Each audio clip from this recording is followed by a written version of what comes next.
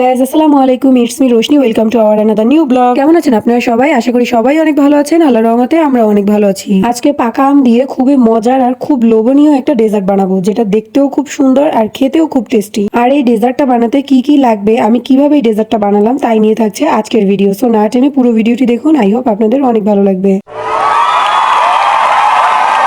আজকে আমি তৈরি করব পাকা আমের পুডিং। আর এই পুডিংটা বানানোর জন্য প্রয়োজন হচ্ছে আম, কিন্তু আমার বাসায় একটু আম ছিল না, তাই আমি আর গুড্ডু রেডি হয়ে নিচে চলে গেলাম আম আনার জন্য। গুড্ডুর বাবাও নিচে আছে।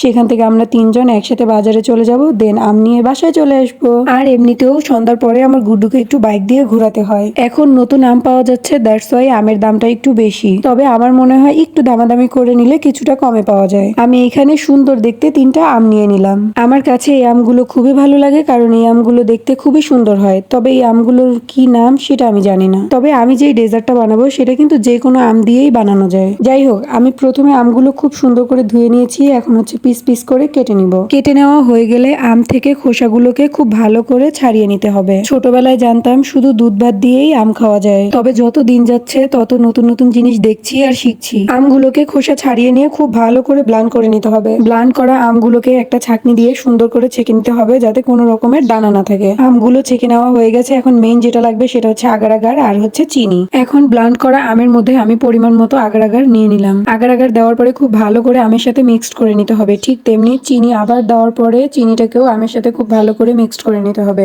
আর এই কাজটা করতে হবে ঠান্ডা থাকা অবস্থায়, আই মিন চুলায় দিয়ে রান্না করার আগে ভালো করে মিক্সড করে দেন হচ্ছে চুলায় দিয়ে রান্না করতে হবে। এটা রান্না করতে একদমই বেশি সময় লাগে না, 2-3 মিনিট রান্না করলেই হয়ে যায়। লাস্টে একটু লবণ দিয়ে দিব, কারণ মিষ্টি খাবারে লবণ না দিলে কেমন জানি একটু পাঞ্চা পাঞ্চা লাগে। যাই হোক, 2-3 মিনিটের মধ্যেই আমার এটা রান্না হয়ে গেছে। এখন একটা প্লেটে নিয়ে নিব আর কিছুক্ষণ রেখে দিব ফ্রিজে সেট হওয়ার জন্য। আর এই যে মাত্র আধা ঘন্টার মধ্যে আমার জেলিটা একদম পুরোপুরি সেট হয়ে গেছে। এখন এই জেলিটাকে আমি খুব সুন্দর করে কিউব কিউব করে কেটে নিব।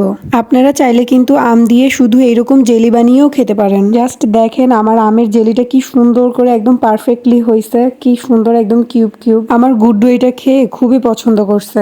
এই পুডিংটা বানাতে খুবই অল্প উপকরণ লাগে আর খুব কম সময়ের ভিতরেই বানানো যায়। আমি এই সুন্দর হার্ট শেপের বাটিটার ভেতরে পুডিংটা সেট করব, কারণ এই পুডিংটা আমি আমার ভালোবাসার মানুষকে খাওয়ানোর জন্য খুবই ভালোবেসে বানাচ্ছি। এখন এই কিউব কিউব করে কেটে রাখা আমের জেলিগুলোকে বাটির ভেতরে দিয়ে দিব। এখন এটা রেখে দিব। এখন চলে যাব সেকেন্ড প্রসেসে। তার জন্য দরকার আমাদের লিকুইড দুধ। এর মধ্যে দিয়ে দিব পরিমাণ মতো আগার আগার আর চিনি। এইটাও ঠিক সেম প্রসেসে আগার আগার আর চিনিটা দেওয়ার পর আগে ভালো করে মিক্সড করে নিব, তারপর হচ্ছে চুলার জালটা অন করে দিব। আমি আবারও বলছি, এই মিক্সড করার কাজটা ঠান্ডা অবস্থায় করতে হবে। আর এই যে আমার গুড্ডু, সে এখনো ঘুমাতে যাচ্ছে না, রাত বাজে অনেক। সে পুডিং খাবে দেখে এখনো রাত জেগে আছে, শুয়ে শুয়ে হচ্ছে মোবাইলে কার্টুন দেখতেছে। আর এই লিকুইড দুধটাও ঠিক 2-3 মিনিট জাল করে নিলেই হয়ে যাবে, বেশিক্ষণ জাল করতে হবে না। আগে থেকে কেটে রাখা আমের জেলিগুলোর ভেতরে জাল করা দুধটাকে খুবই আস্তে আস্তে দিতে হবে, আর এই কাজটা করতে হবে খুবই সাবধানে, যাতে আমের জেলিগুলো কোনোভাবেই ভেঙে না যায়। আলহামদুলিল্লাহ সবকিছু একদম পারফেক্টলি করতে পারছি। এখন এটা শুধু সেট হওয়ার পালা। এই প্রথমবার বানাচ্ছি, জানি না কেমন হবে, খুবই এক্সাইটমেন্ট কাজ করতেছে। চলে এলাম আধা ঘন্টা পরে। এখন একটা ছুরির সাহায্যে পুডিং এর চারপাশটা আলতো করে নিব, যাতে ঢালতে খুব সুবিধা হয়। টানটানা, এই যে রেডি হয়ে গেছে আমার পাকা আমের পুডিং। দেখতে খুবই সুন্দর হয়েছে আর খেতেও অনেক মজা হয়েছে, কিন্তু আমি একটু তাড়াতাড়ি বের করে ফেলছি। এটাকে আরো কিছুক্ষণ হচ্ছে রেস্টে রাখা উচিত ছিল। এটা কোনো সমস্যা না, আপনারাও চাইলে কিন্তু বাসায় ট্রাই করে দেখতে পারেন। আশা করি খুবই ভালো লাগবে, খুবই মজা লাগবে। যাই হোক, আমার আজকের ব্লগটা এই পর্যন্তই। দেখাবো অন্য কোনো ব্লগে। ততক্ষণ পর্যন্ত ভালো থাকবেন, সুস্থ থাকবেন, আর আমাদের জন্য বেশি বেশি দোয়া করবেন। আল্লাহ হাফেজ। আর আমার ভিডিওটা যদি ভালো লাগে তাহলে অবশ্যই একটা লাইক দিয়ে আমার চ্যানেলটাকে সাবস্ক্রাইব করে দিবেন। Tata, bye bye.